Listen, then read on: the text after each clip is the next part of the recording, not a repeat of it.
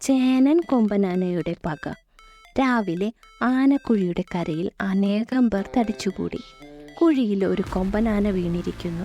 ലക്ഷണമൊത്ത ഒരു വലിയ ആന. ആളുകൾ അവനെ കണ്ടുനിന്നു. ആനക്കാരും താപ്പാനകളും എത്തി. കുഴിയുടെ ഒരു ഭാഗം ഇടിച്ച് വലിയ വടമിട്ട് കുഴിയിലെ കൊമ്പൻ്റെ കഴുത്തിലും വയറ്റിലും മുറുക്കിക്കെട്ടി. താപ്പാനുകൾ 2 വളരെ പ്രയാസപ്പെട്ട് കുഴിയിൽ നിന്ന് കരയ്ക്ക് കയറ്റി. കൊമ്പന് തൻ്റെ ഇടവും വലവും നിന്ന ആനകളോട് വല്ലാത്ത പക തോന്നി. കെട്ടുവല്ലാതെ ഇറുകിയിരിക്കുന്നതിനാൽ അവനൊന്നും ചെയ്യാൻ നിവർത്തിയില്ലാതെ അവരുടെ പിടിക്ക് ഒതുങ്ങി നിന്നു. എങ്കിലും ചേനന് ആ അസ്വാതന്ത്ര്യം തീരെ ഇഷ്ടമായില്ല. അതുപോലെയുള്ള 10 ആനകളെ വേണമെങ്കിൽ അവൻ ഒറ്റയ്ക്ക് എതിർത്ത് തോൽപ്പിക്കും. ഇന്ന് വരെ ചേനനെ ഒരു ജന്തുവും എതിർത്തിട്ടില്ല. മലയടിവാരത്തിൽ ചിഹ്നം വിളിച്ച് രാജാതിരാജനായി അവൻ വിലസിയതാണ്.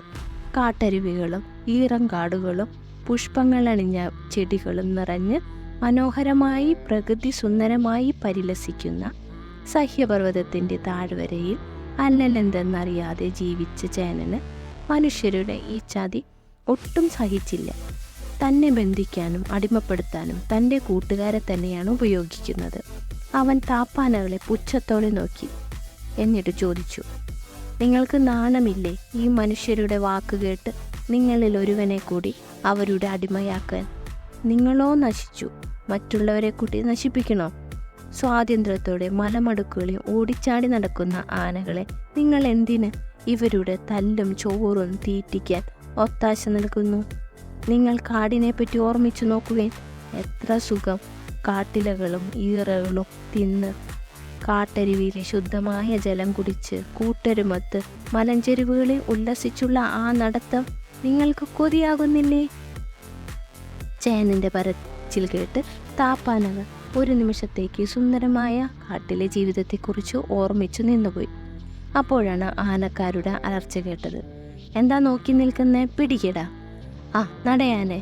ആ ആജ്ഞ കേട്ടതും അനുസരിച്ച് പഠിച്ച താപ്പാനകൾ വടം കടിച്ചു പിടിച്ചുകൊണ്ട് നേരെ ആനക്കൂട്ടിലേക്ക് നടന്നു. ചേനൻ ബലം പ്രയോഗിച്ചില്ല. ബലം നോക്കിയാൽ ഇറുകുന്നത് അവൻ്റെ കഴുത്തായിരിക്കും. സാവധാനം നടത്തി കൂട്ടിനുള്ളിലേക്ക് അവനെ തള്ളിക്കയറ്റി. വടങ്ങളെല്ലാം അഴിച്ചു മാറ്റി. അല്പം ആശ്വാസമായി. ഉറുമ്പിൻകൂട്ടം പോലെ മനുഷ്യർ ആനക്കൂടിന് പൊതിഞ്ഞു. പുതുതായി കൊണ്ടുവന്ന ആനയെ കാണാൻ എല്ലാത്തിനെയും കൂടി കൂട്ടിപ്പിടിച്ച് നിലത്ത് തല്ലിയാൽ കൊള്ളാമെന്ന് അവന് തോന്നി. അത്രയും അരിശുണ്ട്. എന്തു ചെയ്യാം? അഴിക്കുള്ളിൽ കൊലയാളിയെയും പെരുങ്കള്ളനെയും പോലെ തന്നെ അടച്ചിട്ടിരിക്കുകയല്ലേ. ദിവസങ്ങൾ പോയി കഴിഞ്ഞു. ചേനനെ ഇടം വലം പഠിപ്പിക്കാനും അനുസരിപ്പിക്കാനും പരിചയസമ്പന്നനായ പാപ്പാന്മാർ അടുത്തുകൂടി. പറഞ്ഞതനുസരിക്കാതായാൽ കുന്തം കൊണ്ടുള്ള കുത്ത് ഏൽക്കേണ്ടി വന്നു. ചേനൻ മനഃപൂർവ്വം എല്ലാം അനുസരിച്ചു. അവൻ്റെ ഉള്ളിൽ വൈരാഗ്യം കൂടിക്കൂടി വന്നു. പക വർദ്ധിക്കും തോറും പുറമേ ശാന്തത കാണിക്കാൻ അവൻ മനഃപൂർവ്വം ശ്രമിച്ചു.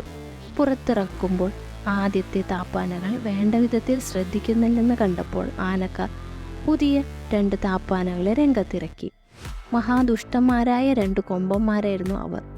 ചേനൻ എന്തെങ്കിലും തെറ്റു കാണിച്ചാൽ ചങ്ങല മടക്കി അടിക്കുവാൻ ഒരു കൊമ്പൻ മടിക്കാതെയായി. ചേനൻ അതിനെ നോക്കി വച്ചിരുന്നു. അനുസരിക്കുകയൊക്കെ ചെയ്തു. ക്രമേണ ആരെന്ത് പറഞ്ഞാലും അനുസരിക്കുന്ന ഒരു പ്രകൃതക്കാരനായി തീർന്നു ചേനൻ. പക്ഷേ അവൻ്റെ ഉള്ളിൽ ആരും കണ്ടില്ല. അവനെ തളയ്ക്കേണ്ട കാര്യം തന്നെ ഇല്ലെന്ന് അധികൃതർക്ക് തോന്നത്തക്ക വിധത്തിൽ അനുസരണയും സ്വാതന്ത്ര്യവുമുള്ള പ്രകൃതം അവനിൽ കണ്ടു. അതോടുകൂടി എല്ലാവർക്കും പ്രിയം കൂടി. ശർക്കര, പഴം തുടങ്ങിയ സാധനങ്ങൾ കാഴ്ചക്കാർ അവന് കൊടുക്കും. ആ ആനക്കൂട്ടിൽ അവനോളം വലുപ്പമുള്ള ഒരു ആനയില്ല. നല്ല ലക്ഷണം. ചെത്തി കൂർമ്മിച്ചതുപോലെയുള്ള കൊമ്പുകൾ, വിതിർന്നു നിൽക്കുന്ന ചെവികൾ, എടുത്തു പിടിച്ചതുപോലെയുള്ള ഉയർന്ന മസ്തകം, നല്ല എണ്ണക്കറുപ്പ്. നോക്കിയാൽ കണ്ണെടുക്കാതെ ആരും നോക്കി നിന്നു പോവും. അവന് നല്ല സ്വഭാവം കൂടി കണ്ടപ്പോൾ സ്വർണത്തിന് സുഗന്ധം പോലെ അവൻ്റെ മഹത്വം 100 ഇരട്ടിച്ചു. ചേനനെ ചിലപ്പോൾ ആനക്കാർ കൂട്ടിൽ നിന്ന് ഇറക്കി വെളിയിൽ വിടും. അവൻ ദൂരെ എങ്ങും പോകില്ല. മറ്റാനകളെ ഉപദ്രവിക്കില്ല. ഒരു കൊച്ചു കുട്ടിക്ക് കൂടി അടുത്ത് ചെല്ലാം. കുട്ടികൾ പഴവും കരിക്കും അവൻ്റെ തുമ്പിക്കൈയിലാണ് വെച്ചു കൊടുക്കുക. ചേനന് കൂടെ കൂടെ സഹിക്കാനാകാത്ത സങ്കടം വരും. അവൻ തൻ്റെ കുടുംബത്തെക്കുറിച്ച് ആലോചിക്കും. മലഞ്ചെരുവും ഈറം കാടുകളും കാട്ടരുവികളും കാടിൻ്റെ മണവുമെല്ലാം ഓർമ്മിക്കും. പിന്നീട് തന്നെ കുന്തം കൊണ്ട് കുത്തിയ പാപ്പാനെയും ചങ്ങല കൊണ്ടടിച്ച കൊമ്പനെയും കുറിച്ച് ഓർക്കും. അപ്പോൾ അടക്കാനാവാത്ത കോപമുണ്ടാവും, പക്ഷെ എല്ലാം ഉള്ളിലൊതുക്കും. സമയമായില്ല. അവൻ പറ്റിയ ഒരു സന്ദർഭം നോക്കി കഴിയുകയാണ്. ആനക്കാരോ താപ്പാനകളോ കൂട്ടാനകളോ അത് മനസ്സിലാക്കിയിരുന്നില്ല. ആന മെരുങ്ങിക്കഴിഞ്ഞു. ഇനി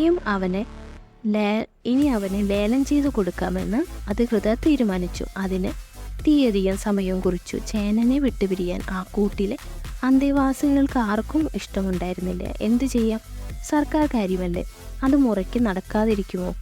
ലേല തീയതി വന്നു. അന്ന് രാവിലെ ചേനനെ കുളിപ്പിച്ച് കുറി തൊടിയിച്ചു. കാര്യമല്ല അവന് മനസ്സിലായി. അവൻ ഇവിടെ വന്ന് 5-6 മാസം കഴിഞ്ഞപ്പോൾ ഇതുപോലെ ഒരെണ്ണത്തിനെ കുളിപ്പിച്ചൊരുക്കി നിർത്തിയതും 4-5 പേർ കൂടി കസേരയും മേശയും ഇട്ടിരുന്ന് ഓരോ തുക വിളിച്ചു കൂട്ടുന്നത്, അവസാനം വിളിച്ച ആളിൻ്റെ കൂടെ ആനയെ പറഞ്ഞയച്ചതും എല്ലാം അവന് ഓർമ്മ വന്നു. അതുപോലെ ഇന്നും തന്നെയും കൂടുതൽ തുക വിളിക്കുന്ന ആളിന് പിടിച്ചു കൊടുക്കും. അതിനെപ്പറ്റി ചിന്തിച്ചപ്പോൾ സഹിക്കാനാവാത്ത സങ്കടവും കോപവും ഉണ്ടായി. ചേനൻ ചിലതെല്ലാം മനസ്സിലുറപ്പിച്ചു. അവനെ കൊമ്പുകൊണ്ട് കുത്തിയ പാപ്പാനെയും ചങ്ങല കൊണ്ടടിച്ച താപ്പാനെയും അവൻ നോക്കി വെച്ചു. രണ്ടും ആ സ്ഥലത്ത് തന്നെയുണ്ട്. ശരി, അവൻ തലയൊതു കുലുക്കി. ലേലത്തറയിലേക്ക് ചേനനെ കൊണ്ടുവന്നു. അവനെ ചങ്ങല കൊണ്ട് ബന്ധിച്ചിരുന്നില്ല. ആനക്കാരും കൂടെ നിന്നില്ല. ലേലത്തിന് വന്ന ആളുകൾ അവൻ്റെ അടുത്ത് ചെന്നു. ചിലർ അവനെ തൊട്ടു, അനങ്ങുന്നില്ല. അപ്പോൾ തുമ്പിക്കൈയിലും കൊമ്പിലും പിടിച്ചു. ചേനൻ വെറുതെ നിന്നു. ലേലം മുതലാളികർക്ക് വലിയ സന്തോഷമായി. ഓരോരുത്തരും പഴവും ശർക്കരയും ചോറും വരുത്തി അവന് കൊടുത്തു. കിട്ടിയാലും കിട്ടിയില്ലെങ്കിലും ഇത്ര നല്ല ഒരാനയെ ഇന്നുവരെ കണ്ടിട്ടില്ല. എത്ര തങ്കം പിടിച്ച സ്വഭാവം! അവൻ്റെ പൊക്കവും നെലുപ്പും കൊമ്പും തുമ്പിക്കയും, ആഹാ, ഇങ്ങനെ ഒരു ആനയെ കണ്ടിട്ട് പോലുമില്ല. ഓരോരുത്തരായി പുകഴ്ത്തി. ചേനനെല്ലാം ശ്രദ്ധിച്ചുകൊണ്ട് നിന്നു. മുതലാളികൾക്കെല്ലാം തുമ്പിക്കൈ പൊക്കി അഭിവാദ്യം അർപ്പിച്ചു. എത്ര തുക കൂടിയാലും അവനെ ലേലത്തിൽ പിടിക്കണമെന്നായി ഓരോരുത്തരും. ലേലം വിളി ആരംഭിച്ചു. പെട്ടെന്നാണ് ചേനൻ്റെ സ്വഭാവം മാറിയത്. അവൻ തുമ്പിക്കൈ പൊക്കി. ആരും അമ്പരന്ന് പോകത്തക്ക വിധത്തിൽ 2 കൊലവിളി. അവൻ നേരെ ചങ്ങല വെച്ചടിച്ച താപ്പാനയുടെ നേർക്ക് ഒറ്റ പാച്ച്. ചെന്നപാടെ മുൻകാലിനും വയറിനും ഇടയ്ക്ക് ഒറ്റ കുത്തുകൊടുത്തു. അതോടെ ആ ആന മറിഞ്ഞു താഴെ വീണു. അവൻ്റെ തലയിൽ കാല് വെച്ച് ഒരു വിളി കൂടി ചേനൻ നടത്തി. അപ്പോഴേക്കും കാണികൾ ലേലക്കാർ ജീവനും കൊണ്ടുകൂടി രക്ഷപ്പെട്ടു. ആനക്കൂട്ടം മാത്രം അവിടെ അവശേഷിച്ചു. 2 താപ്പാനകളുമായി അവർ ചേനനെ സമീപിച്ചു. ചേനൻ അങ്ങനെ നിന്നു. ഉയർത്തിയ തുമ്പിക്കൈ താഴ്ത്തി. ആനക്കാർ എന്തെല്ലാം പറഞ്ഞിട്ട് അവൻ അനുസരിക്കുന്നില്ല. അവനെ കുന്തം കൊണ്ട് കുത്തി മെരുക്കിയ പരിചയസമ്പന്നനായ പാപ്പാൻ ഒരു താപ്പാനയുടെ പുറത്തേറി പിന്നിലൂടെ അവനെ തളയ്ക്കുവാൻ നോക്കി. ഏതാണ്ട് അടുത്തെത്തിയതും ചേനൻ തിരിഞ്ഞ് അയാളെ തുമ്പിക്കൈയിലാക്കിയതും ഒരുമിച്ചായിരുന്നു. അവൻ അയാളെ നിലത്ത് കുത്തി കൊമ്പിലെടുത്ത് നേരെ കിഴക്കോട്ടോടി. കുറേ ദൂരം ചെന്നപ്പോൾ കൊമ്പിൽ കിടന്ന് പിടഞ്ഞ് അയാളെ കുടഞ്ഞ് നിലത്തിട്ടു. അവൻ നിന്നില്ല. ചേനൻ ഇടം വലം നോക്കാതെ മുന്നോട്ടോടി. വഴിയിൽ കണ്ട ആളുകൾ ഭയന്ന് പിന്മാറി. ആനക്കാരും അധികൃതരും തോക്കും മറ്റായുധങ്ങളുമായി പുറകെ ചെന്നപ്പോഴേക്കും ചേനനോടി മലഞ്ചെരുവിലെത്തിക്കഴിഞ്ഞിരുന്നു. ഇടതൂർന്നു നിൽക്കുന്ന മരങ്ങളുടെയും വള്ളിയുടെയും കാട്ടരുവികളുടെ ഇടയിലൂടെ അവൻ ഓടി. ഈറക്കാടുകളുടെ മറവിൽ കാട്ടരുവിയുടെ കളകളാരവത്തോടുകൂടി ഒഴുക്കും പക്ഷിയുടെ നാദവും കാടിൻ്റെ മണവും എല്ലാം അവനെ ഹരം പിടിപ്പിച്ചു. അവൻ്റെ ഉള്ളിൽ എന്തെന്നല്ലാത്ത ആനന്ദം അലതല്ലി. ആനക്കാരും ഉദ്യോഗസ്ഥരും പേടിച്ചും ഭയന്നും കുറേ നേരം കാട്ടിൽ ചേനനെ അന്വേഷിച്ചു നടന്നു. അവസാനം നിരാശയോടെ അവർ തിരിച്ചുപോയി. അവൻ ഇത്ര കടുങ്കൈ കാണിച്ചിട്ടും ആർക്കും അവനോടൊരു വിരോധവും തോന്നിയില്ല. അത്ര മര്യാദയായിട്ടായിരുന്നു അവൻ പെരുമാറിയത്. അവൻ്റെ ഉള്ളിലെ പകയും സ്വാതന്ത്ര്യവും ആരും മനസ്സിലാക്കിയിരുന്നില്ല.